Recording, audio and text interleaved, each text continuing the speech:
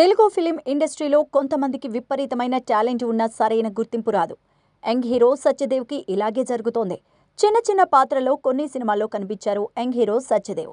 ఆ తర్వాత పూరి దర్శకత్వం వహించిన జ్యోతిలక్ష్మి సినిమాతో మంచి గుర్తింపు సాధించారు.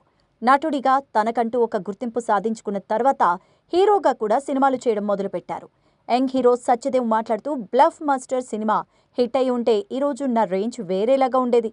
నేను కేవలం ఆ టైప్ కథలు ఎంచుకుంటూ కెరియర్లో ముందుకు వెళ్లేవాణ్ణి అంటూ చెప్పుకొచ్చారు. సత్యదేవ్ ఈ సినిమాలో నటించిన విధానం చాలా మందిని విపరీతంగానే ఆకట్టుకుంది. ఆ సినిమా తర్వాత సత్యదేవ్కి మంచి అవకాశాలొచ్చాయి. కేవలం నటుడిగానే కాకుండా కొన్ని సినిమాల్లో ప్రముఖ పాత్రల్లో కూడా కనిపిస్తున్నాడు సత్యదేవ్. మెగాస్టార్ చిరంజీవి నటించిన గాడ్ ఫాదర్ అనే సినిమాలో విలన్గా కనిపించి మంచి గుర్తింపు సాధించాడు. ఇక ప్రస్తుతం జీబ్రా అనే సినిమాతో నవంబర్ 22న ప్రేక్షకుల ముందుకు రాబోతున్నాడు. ఇక ఈ సినిమా ఎంత సక్సెస్ అవుతుందో వేచి చూడాలి.